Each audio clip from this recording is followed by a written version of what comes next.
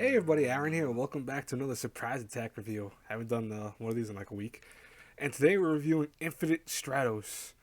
Now, I have to say, Infinite Stratos is by every definition, 100% without a doubt, completely a harem anime. This is where you want. If I was still making that video because I haven't seen Infinite Stratos, even though I owned Infinite Stratos for a long time, I didn't watch until recently.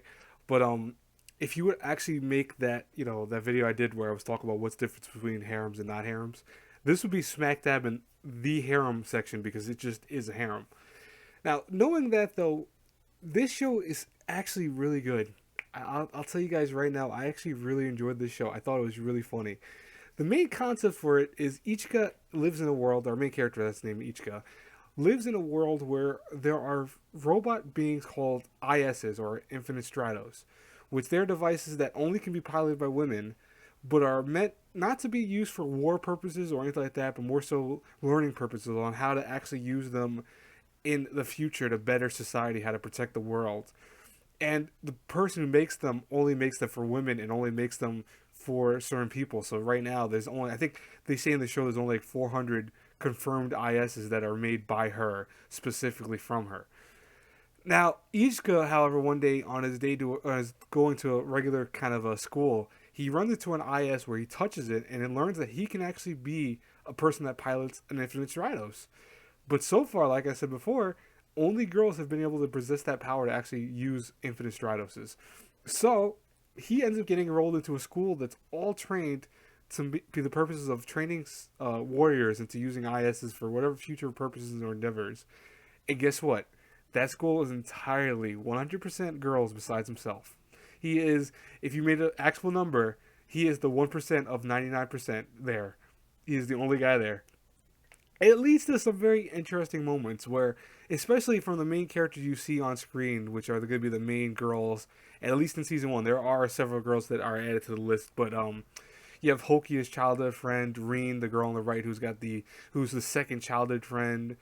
You have Laura on the far left, who is a kind of super German in many ways of how she acts. You have Charlotte, who essentially starts off as thinking as a weird character. I'm not going to spoil it. I almost did spoil it just there, but I don't want to spoil it. You have all of these cast of girls that are also joined by other girls that are in here. But the thing of the show, though, is just it knows it's a harem, it wants to be a harem, and it also just throws in some mech action to be kind of added some action, I guess, to the show. They want to keep somewhat action besides just comedy. But this show is funny. I was finding myself cracking up at some of the jokes used on screen. I was laughing a lot. I really just found enjoyment out of this show. The overall premise of it is that it knows it wants to be a harem. It knows it has the concepts of everything. It has the main characters oblivious to every single girl's passes or feelings towards them. I mean, every single girl throws themselves at him at one point or another in the show. I mean, throws themselves at him, but he never ever understands that they're doing that because they like him. He never gets it. He thinks that it's always, oh, they're just trying to be friendly, or they're pissed off at something. It's never because, oh wait, they like me. What? No, he's completely one of the dumbest main characters I've ever seen in any harem anime, by far, hands down, 100%. I mean, Ichika annoys the living crap out of me. It really makes me laugh. It's so bad. But I'll say though, this show has a lot going for it in terms of other things. The characters are all very, tropish. They all have their kind of, oh, we have you have the tsunderes, you have the kudes, you have the girls that are the French don't understand, not the French, but the foreign.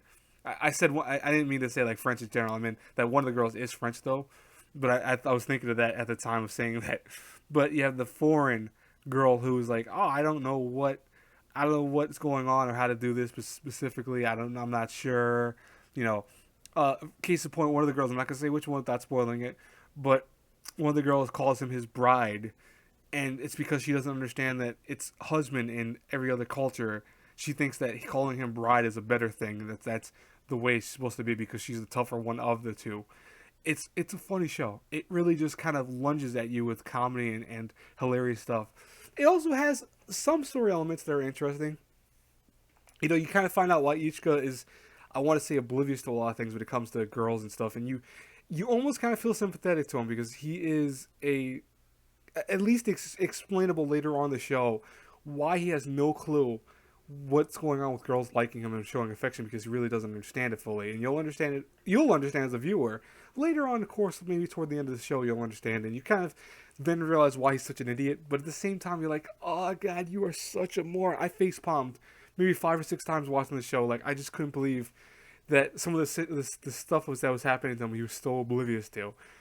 And it's just fun though because I think the concept has never really been done too often. It's been done before, but having it where the main character is all in a girls' school, it's usually like a blending of boys and girls or something like that. There are other shows that are coming out more nowadays that have it where they have to try to hide that they're a guy in a girls' school and stuff like that.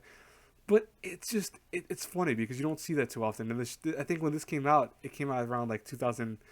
I want to say 13 around that, maybe 2012. It wasn't a common trope. You had it once in a blue moon, but not very often. Animation wise, the first season, I'm watching the second season. This is only the first season review. Animation for the first season is amazing. All the animation looks really crisp and vivid, especially if you watch this on Blu-ray. I'm watching this on Blu-ray. It looks amazing. It really does. Voice acting English wise is awesome. Japanese wise, it's okay. I really don't. I don't care for the foreign girls as much in the Japanese dub because they didn't really try to sound any different than what they already sound like. So essentially, every girl sounds Japanese. But one thing in the English dub is it represents their character, whoever way they are. For example, you have a British, a German, and a French girl, like I said before, and you have a Chinese girl also. But you have all the girls kind of being represented by whatever concept they are. So the French girl talks like a French girl, the German girl talks like a German girl would, and act. I like that. The Japanese dub doesn't do that. It kind of like just foregoes all that. It does have it there a little bit, but it's not enough that you actually notice. Oh, that's German. Okay, I got it. No, it gets rid of that completely. So I would say watch this in English. Voice acting wise, sometimes it's cringeworthy. It's not that great all the time, but for the most part, all their voices are pretty good and they're fun. And even the ones that aren't that great are still enjoyable and aren't on screen as much as the main cast. So it's not a big deal. Overall, though, if I had to say Infinite Stratos, if I had to review A through F, I have to give this a solid B plus. This is, I'm gonna be honest with you, I know, because Harem you don't think I would give that high of a score to, but I enjoyed this. I really had no issue with it, besides the main character being a complete idiot. But like I said, it's understandable later on, but it still makes him complete idiot regardless. You'll understand why he is, but he still is.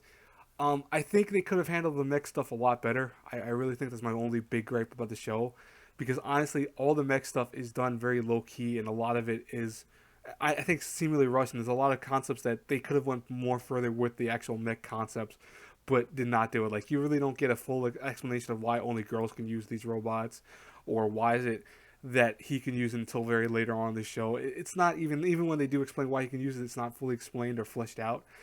That is my issue with it. So if you're a mech fan and you really look for mech concepts in your mech anime that you watch, I'll have to say watch Infinite Stratos, because it's not going to be. I mean, watching it like a cautionary word. I don't mean like watch it like actually watch it, but watch it in the case that it's going to be very low key with its mecha concepts. It's not going for just straight up mecha. It's using it as a kind of extra leverage to its harem element. That's what, if that makes any sense to you guys.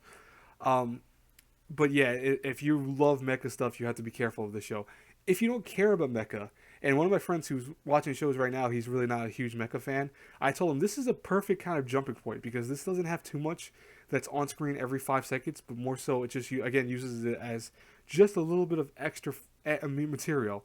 Adds to the comedy, adds to the action sequences that come up, but it's not the main focal point of the show, like Gurren Lagann, for example, or Razafon, or Evangelion. It's only just that one little small part. Anyways, though, I hope you guys enjoyed this review. Please like, comment, subscribe, share it if you did. And as always, until I pass across again in the next review, have a good one, everyone. Bye-bye.